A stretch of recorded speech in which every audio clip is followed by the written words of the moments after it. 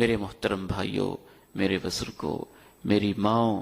میری بہنوں، میری بیٹیوں، آپ نے اپنے آپ کو اللہ کے اتنا قریب سمجھنا ہے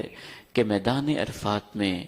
2 احرام کی چادریں کفن جیسی پہن کے پراگندہ حال تھکے ہوئے جب آپ جمع ہوتے ہیں تو اللہ آپ پہ فخر کر رہا ہوتا ہے، اور اللہ تعالیٰ فرشتوں سے ایڈریس کر کے اور بندوں سے مخاطب ہو کے یہ کہہ رہے ہوتے ہیں لو كانت ذنوبكم قدر عدد الرمل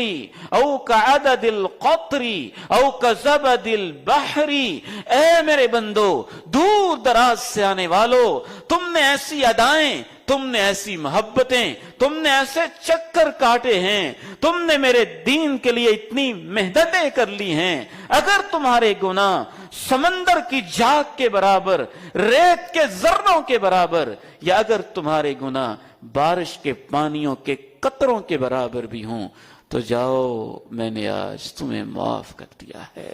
تمہیں ہی نہیں، وَلِمَنْ شَفَعْتُمْ فِيهِ، جن کے بارے میں تم نے کہہ دیا ہے نا کہ اللہ ان کو بھی معاف کر دے، تو میں نے تمہارے کہے کی لاج رکھتے ہوئے جن کے بارے تم نے سفارش کر دی ہے میں نے ان کو بھی معاف کر دیا ہے۔ اللہ تعالیٰ سے دعا ہے اس احساس کے ساتھ ہمیں بیت اللہ کا حج نصیب فرمائے، اور پھر جب 10 تاریخ کو آپ قربانی کرتے ہیں اور پھر ٹنڈ کرواتے ہیں، حلق کرتے ہیں، بالکل سر کے بال اتار دیتے ہیں، تو مجھے یوں لگتا ہے، میری فیلنگز ہیں، یوں احساس ہوتا ہے جیسے آپ نئے جنم اور نئی زندگی کا آغاز کر رہے ہوتے ہیں۔ جب ہم پیدا ہوتے ہیں نا تو کیا ہوتا ہے، ٹنڈ کی جاتی ہے، دنیا میں آتے ہیں تو حلق ہوتا ہے، پھر عقیقہ ہوتا ہے، تو عقیقے کی مشابہت قربانی اور ٹنڈ ہماری بچپن کی جو 7ویں دن سر کے بال اتارے گئے تھے اس سے مشابہت۔ آپ یہ کہہ رہے ہوتے ہیں اللہ جو میں پہلے جو کچھ تھا سو تھا،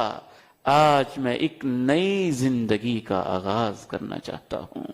اگر آپ واقعتاً